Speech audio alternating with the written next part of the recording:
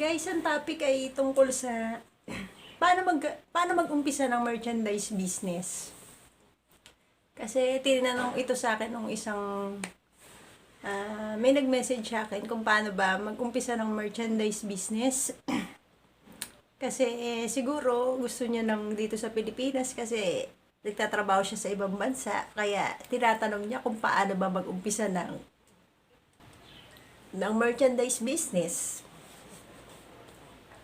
So guys, kung mag-uumpisa na kayo ng merchandise business, so syempre, ang number one, may kapital kayo, di ba? So, sa gusto niyan, kailangan meron tayo talagang kapital kasi alam naman natin kapag merchandise business at kukumpletuhin natin lahat ng kailangan kailangan talaga guys, meron talaga tayong kapital na masasabi. Nung nag-umpisa ako guys, ang puhunan ko lang 30 to 40. So, konti lang yung nabibili ko nun. Parang laruan lang yata. Tsaka, konting school supply lang. Tsaka, konting accessories. Tapos, habang nagtitinda ko guys, maraming mga hinahanap. May mga about hardware din. Yung katgaya ng extension. Yung lock ng bicycle. Tapos, meron din about sa cellphone. Yung mga charger. Hinahanap din nila yan. So, sabi ko, naisip ko, hindi lang pala 30 to 40, masigit pa doon. So, pero guys, hindi nyo naman kailangan madaliin.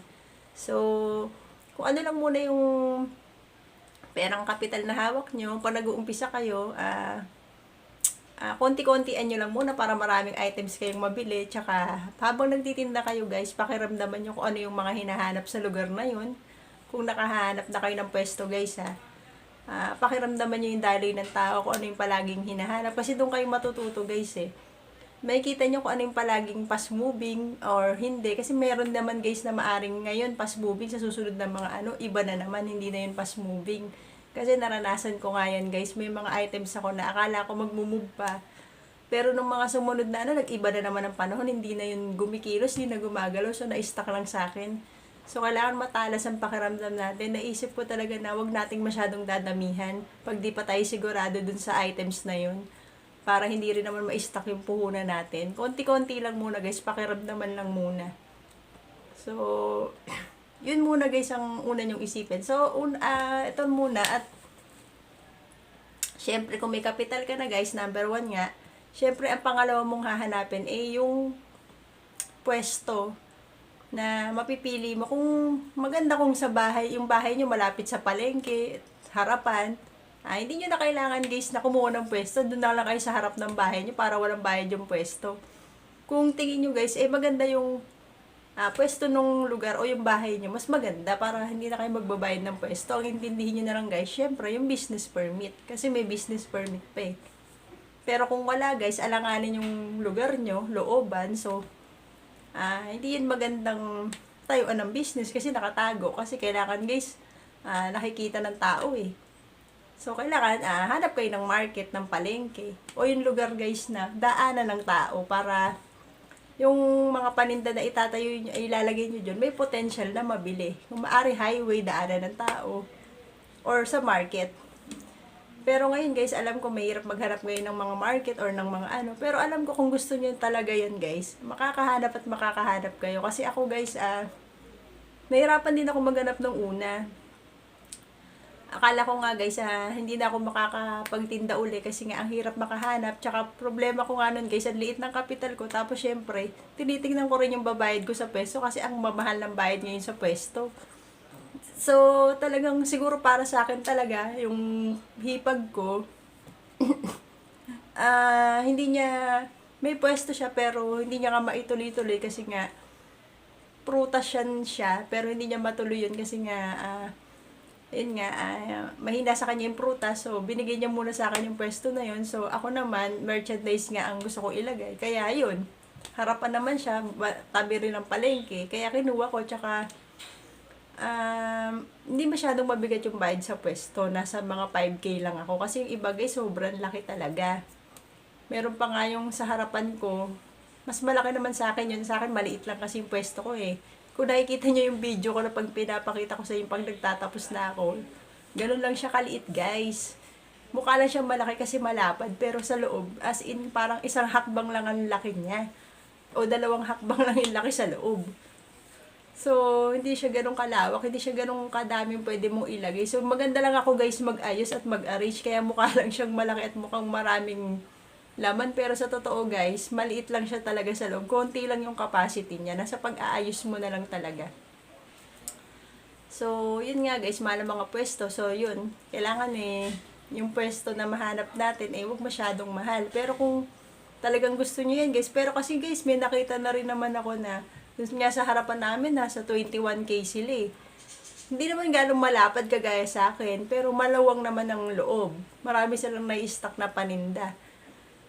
Nakakatagal naman sila kasi kabisado na nila eh. Tsaka alam na nila kung ano ilalagay nila. So yun guys, kasi aaralin nyo rin. So pag-aralan nyo rin guys, yung kakayanin nyo yung pwesto. Kasi sila may mga karanasan na sila, kaya kahit malaki yung bayad sa pwesto, sumusubok sila. Ayun. Yun ang napansin ko guys. Hindi issue sa kanila yung pwesto kasi talagang parang aral na nila kaya ganun. Ako naman guys, nung una wala naman kasi akong kaalaman din. Ayoko na sobrang laking pwesto kasi baka wala naman na mangyari sa akin at baka yung kita ko doon na lang din mapunta. So ako naman guys, okay pa rin naman. May sumusobra pa rin naman.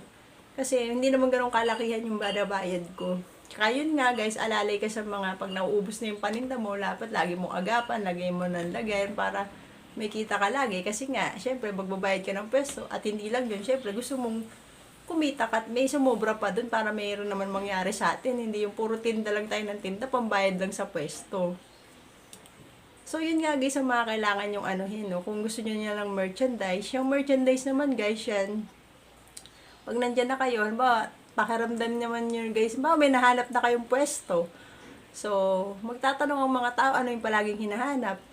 Naglagay lang kayo muna accessories, konting school supply. Syempre, mag-uumpisa dyan yung ano yung mga hinahanap at tinatanong nila. Doon na ngayon magkaka-idea kayo kung ano mga dapat nyong ilagay. So, yun nga guys, sa Divisoria yung ibang bilihan yan.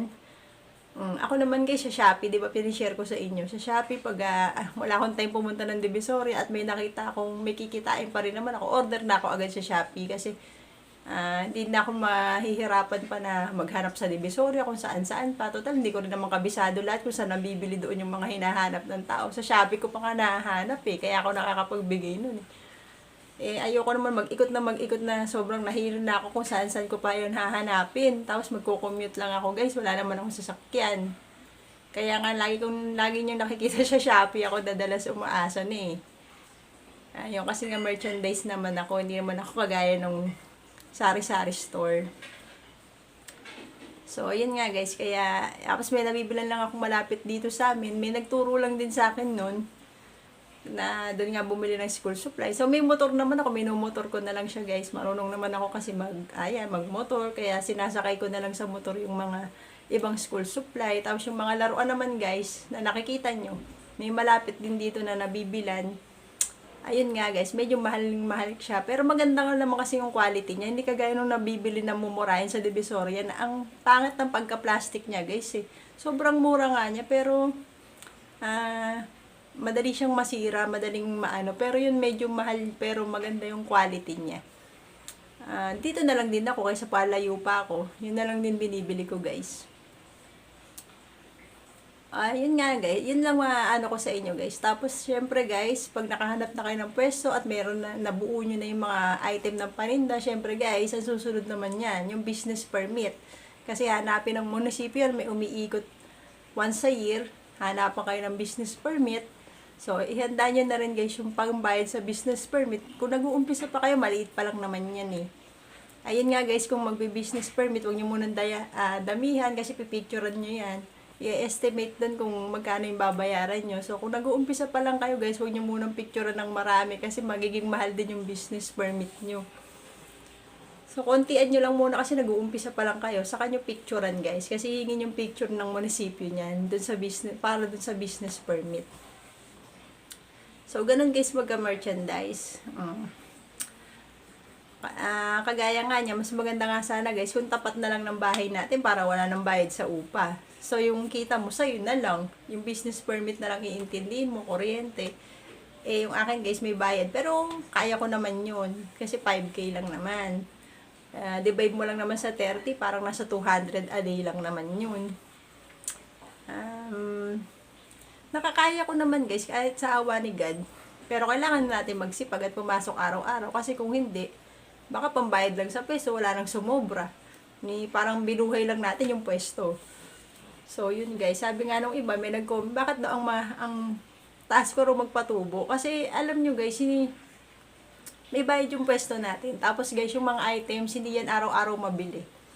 Eh, kung 5 piso lang ang pinapatong natin, ano pa mangyayari sa atin guys? Wala nang matitira sa atin, baka abonado pa tayo.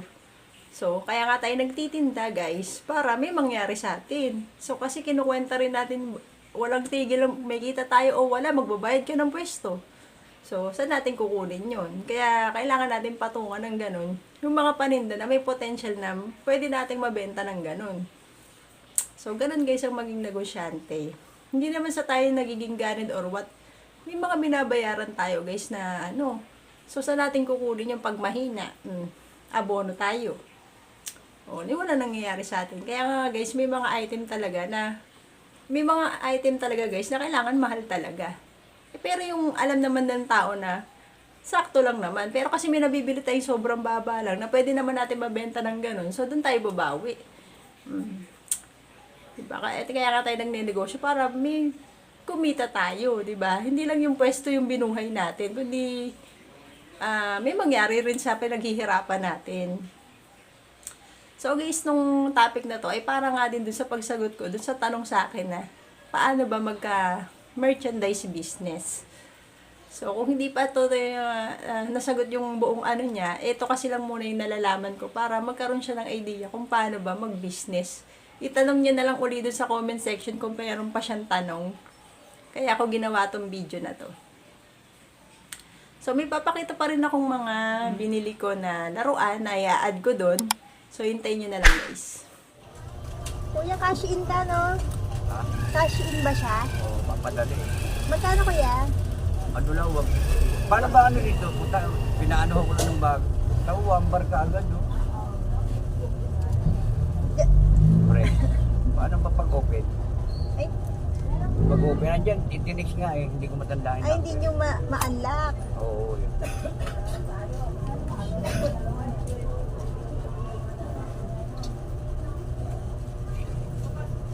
Ito kuya naka-open na. Hindi ko rin alam kuya kung saan yung pupunta. Kabisado mo rin ba yan kuya? Hindi, ngayon kung alam na pinagpanyapalit ako, dati ko kasi gamit. Paturo kayo uli. Nawala tuloy yung number. Paano kayo makikita yung number? Dito yung number eh.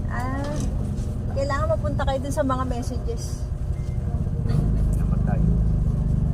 Hindi ko nga alam, hindi ko nga maan ito, kaya marami ako na-produce. Oo. Press. Unlock. Yung pagbubukas, unlock. Punta kayo dun sa ano, tas unlock. Parang double tap eh. Ha? Parang ganito ginawa ko kanina. Press, tapos dito sa baba. Ayun, nakamino na. Tapos, inbox. Inbox siguro. Message. Hindi ko nga alam eh. Tangin ng buhay ito.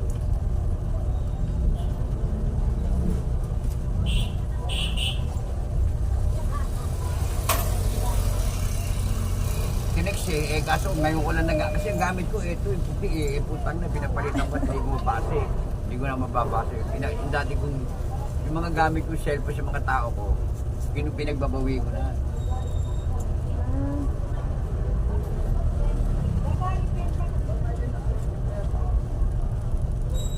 Ito po kaya yun? Tingnan ko. Ewan ko lang po yan guys. Ay, hindi, baka hindi yan eh, no? Hindi yan, no? Bato eh. Hindi ka number ko. Ewan, baka mali pa yung messenger. Stapler eh. Pipe stapler. Stapler? Malaki, maliit. Malaki. Malaki. Yung malaking stapler. Bit. Hindi ko rin kami. Tangnan ko. Kaya meron ganito itsura niya. Sample lang Dali to. latte, ah. Okay. Ganito siya kalaki, yung malaki. Kalaki. Magkano? Yung ganyan 100. Sige. Tapos, paano ko ng plastic yung labo lang? Ah, isang balot. Plastic labo, ano lang? 2 piraso lang. Ay, 2 piraso.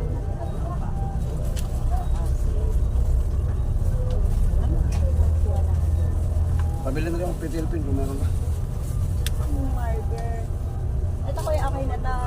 Ayan.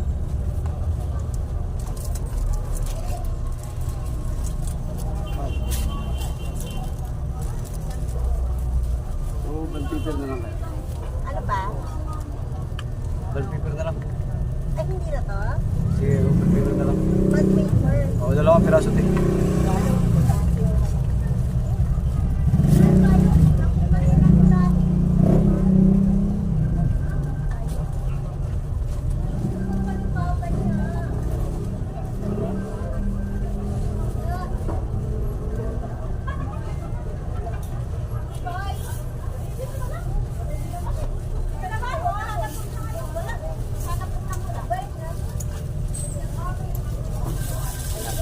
Baka mamakaigaga. Ito na, oh. Number.